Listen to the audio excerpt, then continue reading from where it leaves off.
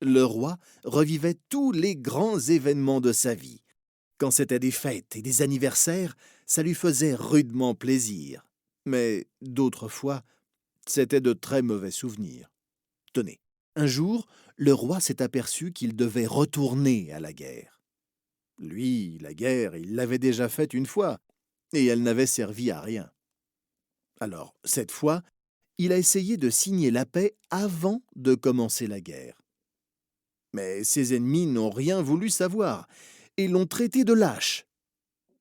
Le roi a été tellement vexé qu'il s'est enfermé dans sa chambre. Les années ont passé, toujours à l'envers. Le roi est redevenu un jeune et solide gaillard, mais il s'ennuyait toute la journée parce qu'il connaissait tout. De temps en temps, pour se distraire, il retournait à la chasse. Mais, curieusement, quand il tuait un lapin, à peine tué, le lapin se remettait sur ses pattes et allait se cacher dans les buissons. Le roi se trouvait alors si bête qu'il reprenait son cheval et rentrait derechef au château. À reculons, bien sûr. Quand il arrivait au château, il trouvait son assiette vide, car le repas était fini avant d'être commencé. Une fois, le roi a même dû se remarier avec sa propre femme, et le lendemain du mariage, ils étaient déjà séparés. Cette mésaventure l'a tellement troublé qu'il est retombé d'un seul coup en enfance. Il ne pensait plus qu'à s'amuser, il ne s'occupait plus du tout des affaires de son royaume. On était même obligé de lui chanter des comptines.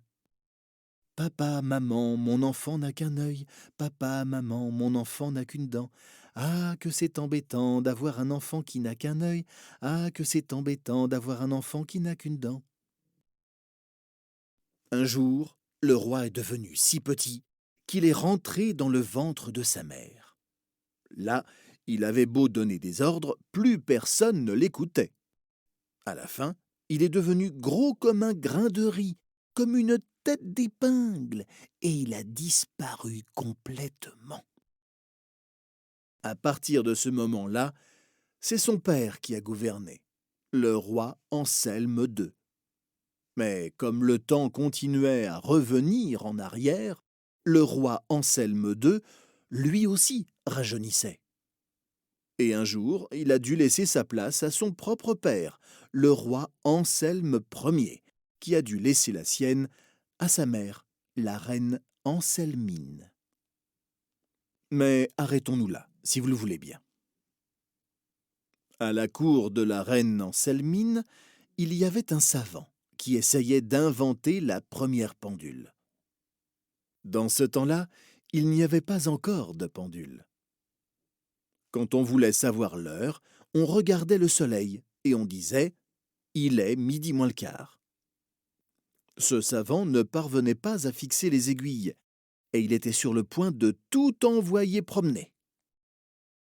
Alors la grande aiguille, affolée, s'est tournée vers la petite aiguille et lui a dit « Maintenant, ça suffit, arrête tes bêtises, sinon à force de retourner en arrière, on va bientôt finir dans la corbeille. » D'accord, a dit la petite aiguille, mais d'abord tu retires toutes les méchancetés que tu as dites contre moi. Oh, tu sais, a répondu la grande aiguille, je disais ça comme ça. En fait, je suis peut-être plus grande que toi, mais toi, tu es plus importante parce que tu marques les heures. Bien, a dit la petite aiguille. Continue. En fait, je fais peut-être plus de tours que toi dans la journée, mais je me fatigue beaucoup. Très bien, a répondu la petite aiguille. Ça me va. Allez, on a assez perdu de temps comme ça. En avant. Et soudain, le savant a pu fixer les aiguilles. Et il a inventé la première pendule qui marquait le temps. Alors, le temps est reparti en avant.